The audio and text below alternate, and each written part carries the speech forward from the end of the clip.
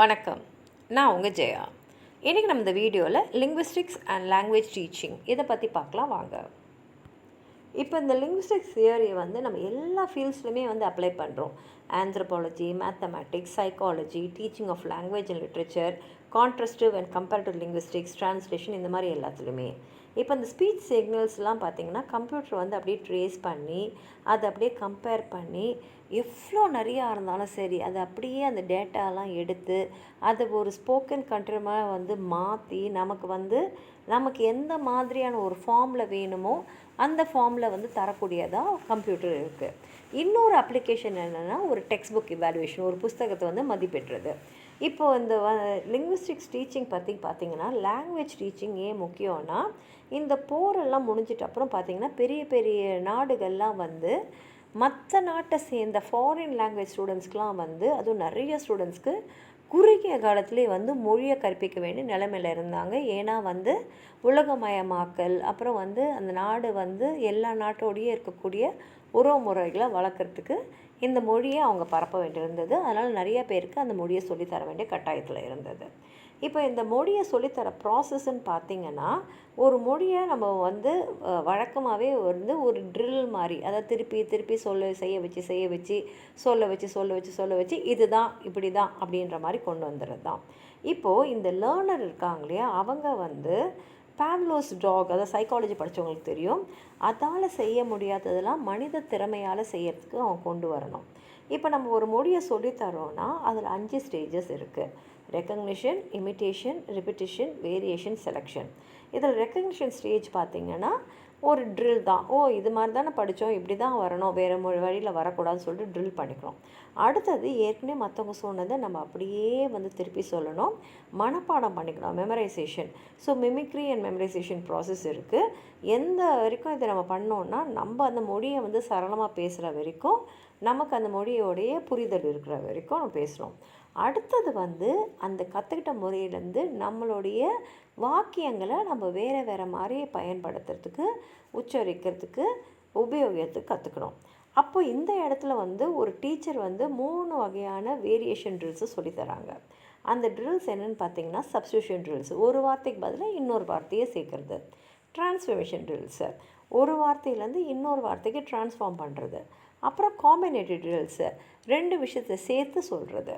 இந்த முதல் இதில் பார்த்திங்கன்னா, அதை சப்ஸ்டியூஷன் ட்ரில்லில் இங்கே ஸ்டூடெண்ட் அந்த பேசிக் ஸ்ட்ரக்சரை கற்றுக்கிட்டு அதில் சென்டென்ஸில் இருக்கக்கூடிய ஏதாவது ஒரு வார்த்தைக்கு பதிலாக வேறு ஒரு வார்த்தையை உபயோகப்படுத்தி ஒரு புதிய வார்த்தையை உருவாக்கலாம், ஒரு புதிய வாக்கியத்தை உருவாக்கலாம். அதே மாதிரி காம்பினேட்டரி ட்ரில்லில் பார்த்திங்கன்னா 2 சிம்பிள் சென்டென்ஸை எடுத்து அதை ஒரு காம்ப்ளெக்ஸ் பேட்டர்னில் அவங்க உருவாக்கலாம். கடைசியாக இருக்கிறது செலெக்ஷனு. இப்போது கம்ப்யூட்டரை நம்ம எப்படி ஒரு லாங்குவேஜ் டீச்சிங்க்கு உபயோகப்படுத்தலான்னு பார்த்திங்கன்னா, ஒரு ஸ்டூடெண்ட் எல்லா கொஸ்டினையோ இல்லை ப்ராப்ளம்ஸையோ சால்வ் பண்ணுறாங்கன்னா, அந்த கம்ப்யூட்டர் உடனே அவங்களுடைய ஆன்சரை செக் பண்ணி இது சரி இது தவறு அப்படின்றத நம்ம நினச்சி பார்க்க முடியாத அளவான வேகத்தில் அது சொல்லக்கூடும். அப்போது ஒரு ஸ்டூடெண்ட் ஏதாவது தவறு செஞ்சால் அந்த ப்ரோக்ராமே இதில் என்ன தவறு, அது எப்படி சரியாக எழுதணுன்றதையும் எடுத்து காட்டுட்டோம். அது ஸ்டூடெண்ட்ஸ்க்கு ரொம்ப உபயோகமாக இருக்கும். இதெல்லாம் அப்படியே ஒரு மின்னல் வேகத்தில் நடக்கும். அதே மாதிரி இந்த ஸ்டூடெண்ட் சரியான விடையை சொன்னால் உடனே அவனுக்கு வேண்டிய ரிவார்டு, அவனுக்கு வேண்டிய ஒரு பாராட்டு, ஒரு மதிப்பீடு அவனுடைய வேகத்தை இன்னும் அதிகப்படுத்துகிற மாதிரி அவங்கள அடுத்த கட்டத்துக்கு அழைச்சின்னு போயிடும்.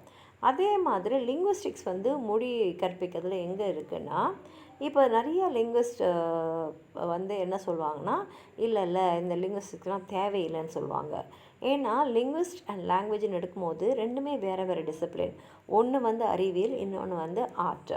அதே மாதிரி லிங்குவிஸ்டிக்ஸ் இன்னும் முழுசாக டெவலப் ஆகலை அப்படின்ற ஒரு விஷயமும் இருக்குது. அதே சமயத்தில் லிங்குவிஸ்டிக்ஸ் நாளுக்கு நாள் ரொம்ப டெக்னிக்கலாகவும் மாறிக்கிட்டு வருது. அதே மாதிரி ஒரு ஆசிரியை லிங்குவிஸ்டிக்ஸ்லாம் நாலேஜபிளாக ஆக்கிறதுக்கு நிறைய நேரமும் எனர்ஜியும் நம்ம வேஸ்ட் பண்ண வேண்டியிருக்கு அப்படின்றது ஒரு ஆர்குமெண்ட் இருக்குது. அதே சமயத்தில் கடந்த காலத்தில் மொழியை கற்றுக்கிறவங்க எல்லாம் இந்த லிங்குவிஸ்டிக்ஸ் ஆக்ரோபேட்டிக்ஸ்லாம் இல்லாமல் தானே கற்றுக்கிட்டாங்க. அப்போ அந்த மொழியை அவங்களுக்கும் எளிதாக அவங்க அந்த புதிய மொழியில் புஸ்தகம் எழுதுகிற அளவுக்கு, கவிதைகள் எழுதுகிற அளவுக்குலாம் இல்லையா அப்படின்ற கேள்வியும் இருக்குது. அதே மாதிரி மேக்ரோ என்ன சொல்கிறாருன்னா, இந்த லிங்க்ஸ் டிஸ்கிரிப்ஷன்லாம் பார்த்தீங்கன்னா ஒன்றோட ஒன்று வந்து ஐடென்டிக்கலாகவும் சிமிலராகவும் இல்லை. அதே மாதிரி அந்த கிராமரும் வந்து கற்றுக்கிறதுக்கு பயன்படுத்துறதுக்கு கஷ்டமாக தான் இருக்குன்னு சொல்கிறாரு.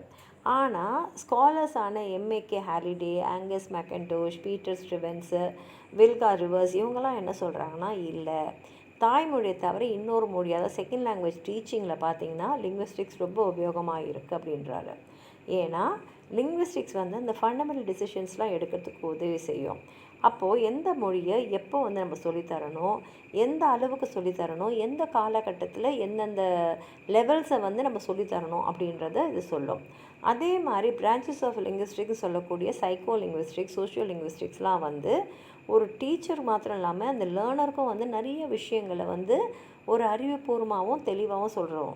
அதே மாதிரி லிங்குவிஸ்டிக்ஸ் வந்து ஒரு கரிக்குலம் நம்ம ஃப்ரேம் பண்ண போகிறோம், இல்லை சிலபஸை டிசைட் பண்ண போகிறோன்னா எப்படி பண்ணணும், எதுக்கு பண்ணணும், எந்த நேரத்தில் பண்ணணும், நம்ம என்னெல்லாம் சொல்லித்தரணுன்றத எடுத்து கொடுக்கறதுக்கு உபயோகமாக இருக்கும்.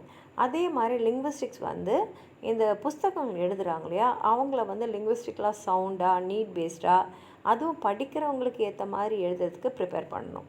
அதே மாதிரி linguistics theories and description of language பார்த்திங்கன்னா அந்த டீச்சருக்கு வந்து அந்த மொழியோட நேச்சர் அண்ட் ஃபங்க்ஷனை இன்னும் தெளிவாக புரிய வைக்கும்.